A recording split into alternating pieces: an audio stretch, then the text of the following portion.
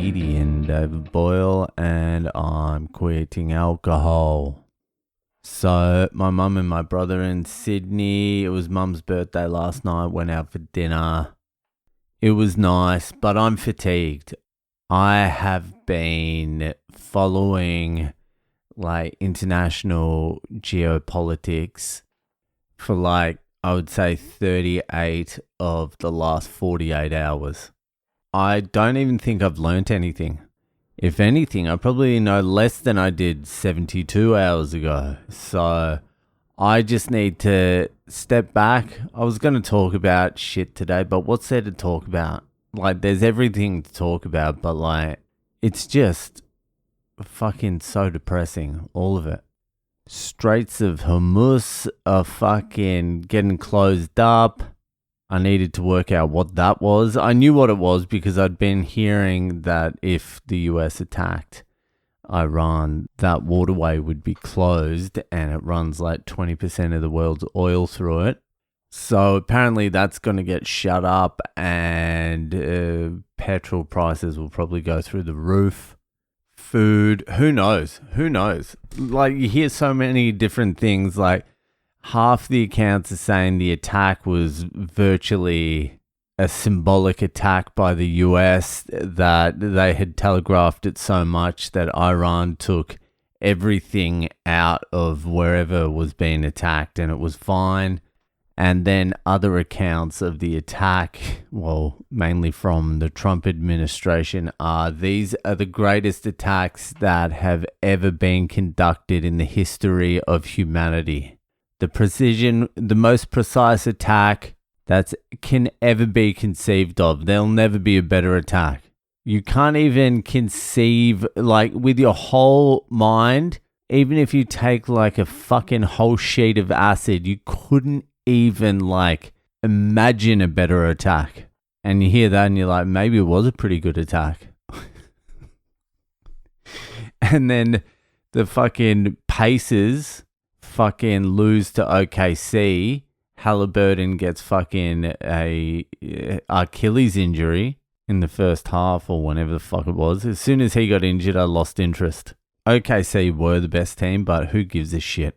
I think in the not too distant future, I'm going to spend a lot more time meditating and focusing on the Buddhist side of things, and then study the history stuff as a hobby. Once I get through these 12 Toynbee books, I think I'm going to make a pivot just to straight Buddhism. We'll see how it goes. Anyway, it's Monday, and you know what that means. It's Ask Boyle time. So if you have a question you would like answered by one of the greatest minds of this generation or any generation, comedian, waterproofer, political scientist, Le Boyle, then head to my website, boylecomedy.com. Don't worry about the Ask Boyles. I've got Ask Boyles for the next 2 weeks. I need fucking stories. I need fucked up Friday stories. Get them in boylecomedy.com, fucked up Friday section, write a goddamn story. Anyway, let's just get to this week's Ask Boyle. So this week's Ask Boyle was sent in by fucking Frankie. Here it is. He goes, "Hey Boyle, long time listener, first time submitter." And in brackets, he says, September 2021, I started at the beginning when working for DoorDash, have heard every stupid episode. You're right, Frankie, they are stupid, but thanks for hanging in there. Anyway, my question. I am 5 years and 4 months sober. Congratulations. That's a good stint. Also, shout out to my man fucking Kev over there in Canada, who just got 4 years fucking sober. He sent me a very depressing message the other day saying no one cares, and he's been very depressed about the thought that he will never have actual fun again. Or maybe he won't be fun again. Maybe both. That he won't have fun and he won't be fun. Anyway, both are true. And also, no one gives a fuck. Shut up, Kev, but congratulations on 4 years. I'm 5 years and 4 months sober. It's been the best decision I ever made. That does seem to be the consensus opinion of everyone who's quit drinking.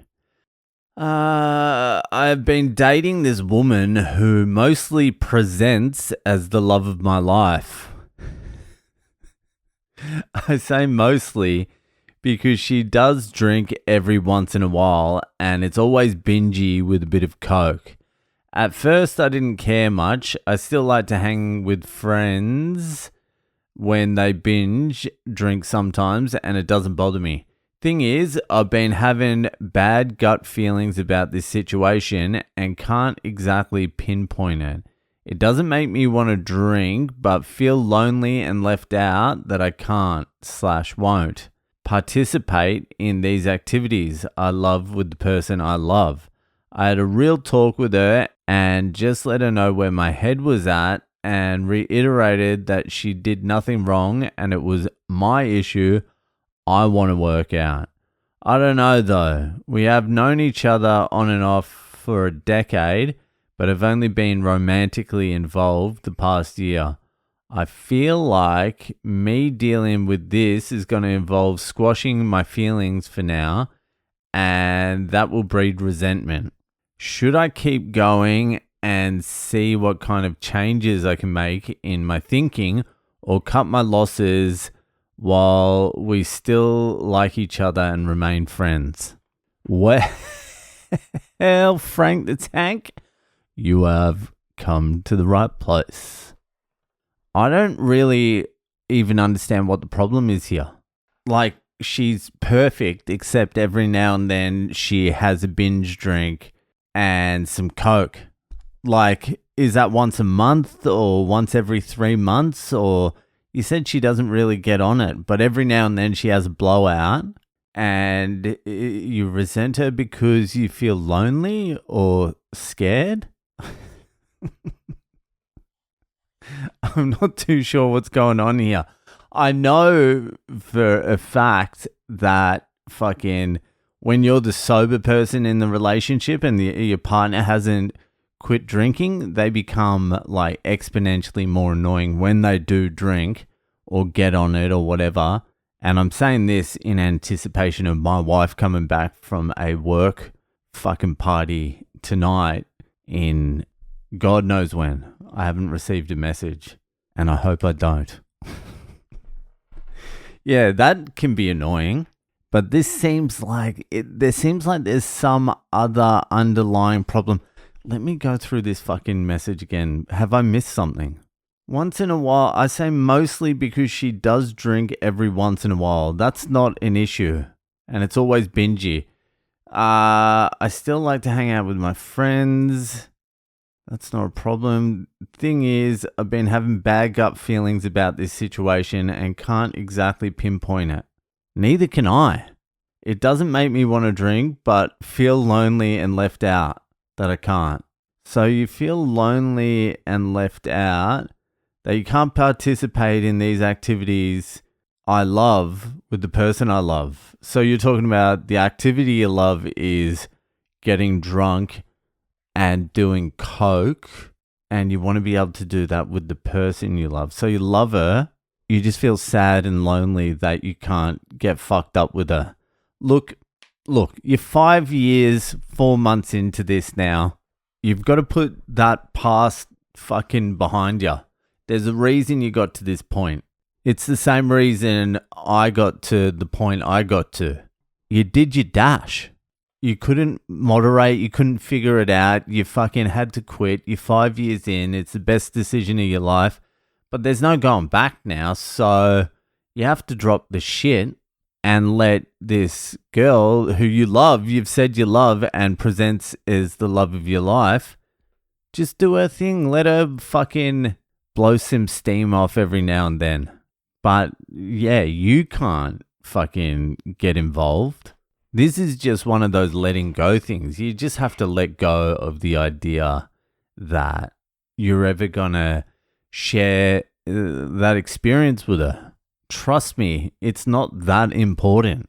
It's almost zero important. It's important if you don't have like a particularly strong relationship and you need something to bond over, and you can bond over like alcohol and coke, but that doesn't last long term. But if you have a strong relationship that doesn't revolve around that, then yeah, it's not needed at all.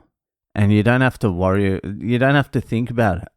This seems like one of those things as well where like you're in love with this girl and probably the next step is like you've got to propose or some shit like that, or she's asking for kids, or I don't know what the details are, but there seems like there might be something bigger coming on, and you're looking for some excuses. Everyone looks for excuses. Everyone wants to shirk responsibility, that's for sure. But yeah, this doesn't seem to be a huge problem. You just got to accept that that's not your world anymore. You did your dash. There's no going back. You had an opportunity fucking 10 years ago to fucking pull the pin, moderate, do whatever, keep it in, but you couldn't do it and you ended up like me. 5 years, 4 months sober, and you're looking around and your room's full of old history books and you're like, that's a fucking party. Let's fucking party with some fucking Toynbee. Anyway, just deal with the fact that your missus is going to be annoying once every month or once every 3 months. Apologize to her because she did nothing wrong. Stop being a pussy. Get some fucking history books and bury your fucking nose in it. Anyway, thanks for the question. I hope it helped. That'll do for tonight, and I'll see you the fuck later.